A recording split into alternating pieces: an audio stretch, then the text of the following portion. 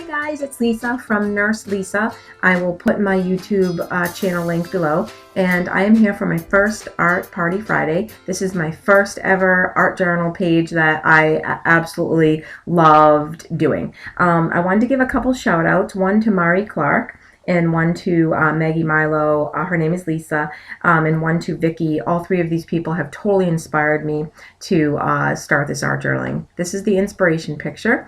I looked at it, and the first thing I noticed was the lady with the mask-like thing over her face, and it made me think of how sometimes we kind of hide behind, you know, our quirky differences and things like that, and just kind of a good reminder for everybody and for myself especially to, you know, really love ourselves for our quirkiness and our little weird ways that we have. So I found this image off of Google Images, and I printed it out on paper, just regular computer paper, and I'm adding some of the golden gel matte medium to the back to adhere the tissue. And the tissue is the Tim Holtz tissue, which I got a whole roll of, which I absolutely love. So I'm just going to go ahead and adhere that down, make sure there's no wrinkles, kind of smooth it out a little bit. And then of course I'm going to go ahead and trim around the edges so that I will be able to get rid of all that excess there.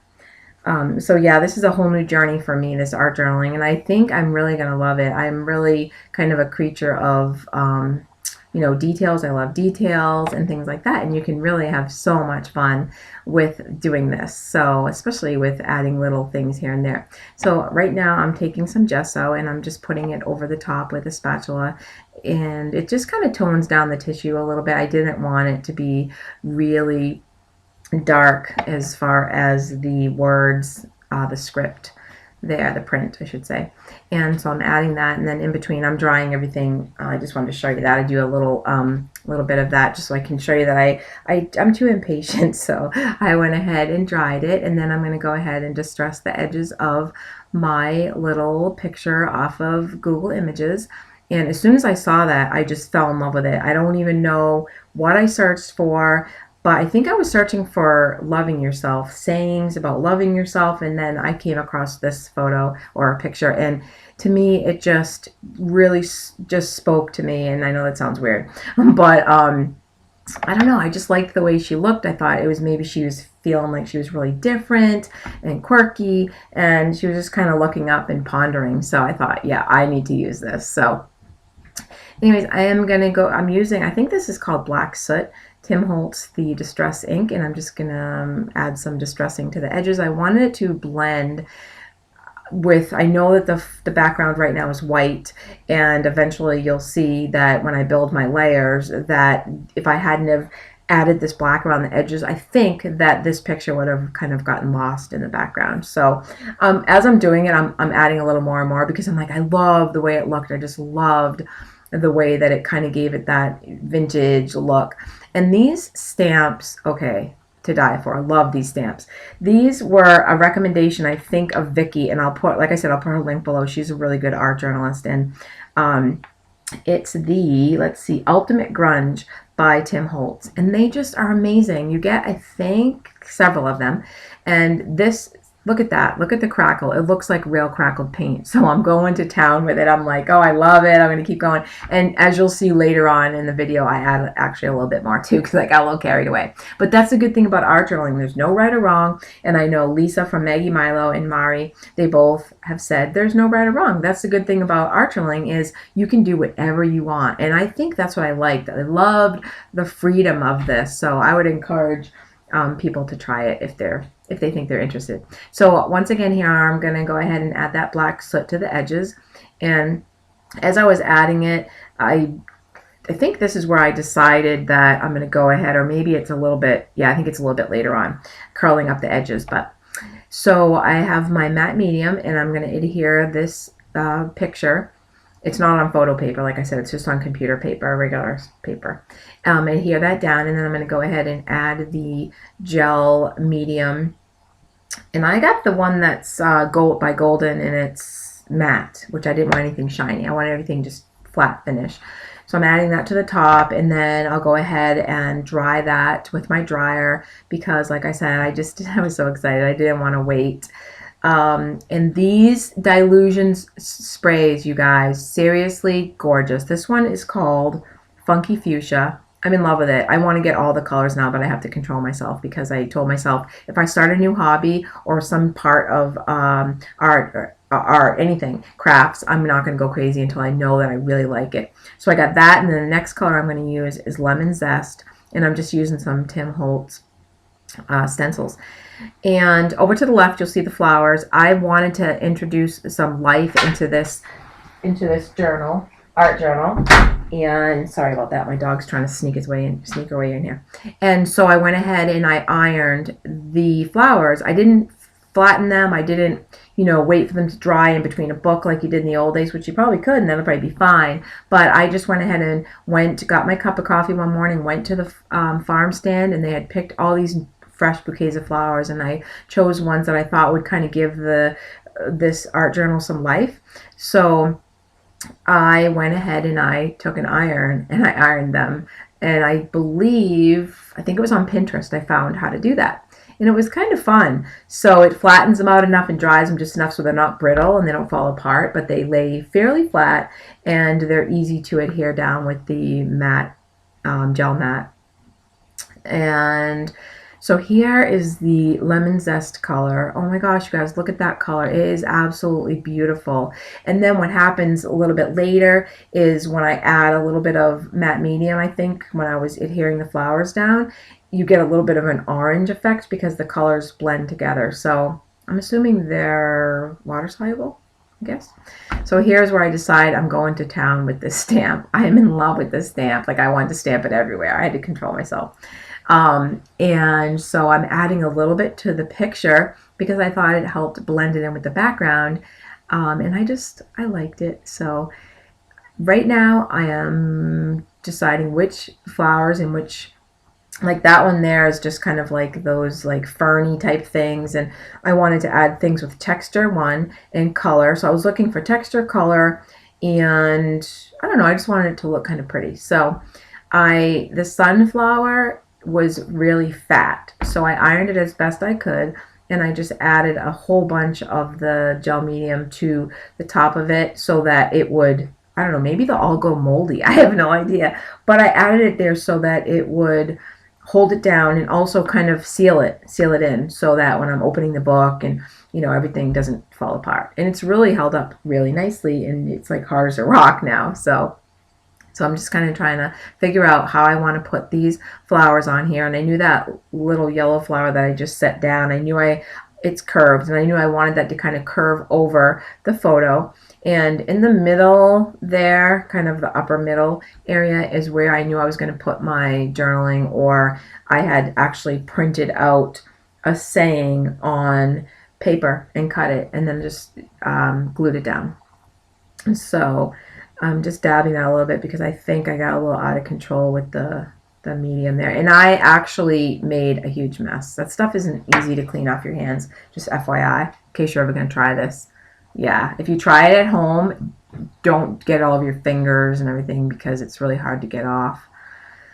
So I am continuing to, it took me a while to do this. I just didn't want to rush. It was just kind of relaxing and just try to figure out where I wanted to put all the flowers. And I put a ton on that because that one's pretty heavy. Like I said, it's not one of the flat flowers. When I was reading about pressing flowers, they talked about using the flattest type of flowers like pansies and things like that, but I was determined I was going to get a sunflower on this because the way I was looking at it was, this is kind of a journey for me, and it's a reminder of I have to really love myself, and at the end of the day, after I've had a really hard day at work and I know how many patients I've really helped, but I still everyone has bad days, and it's kind of like a good reminder to, you're doing a good job, you're helping other people, and that's what it's all about, trying to help others and be there for people that may not have somebody there to advocate for them. But so I wanted it to kind of be a happy type page. So the interpretation of this girl was, I was looking at her saying, you know, she could be, you know, really in deep thought. She could be really sad. Maybe she's depressed. And, you know, I've struggled with that also. So it was kind of like, well, I'm going to go ahead and make it kind of a cheerful layout. And the saying that I chose is, just be yourself.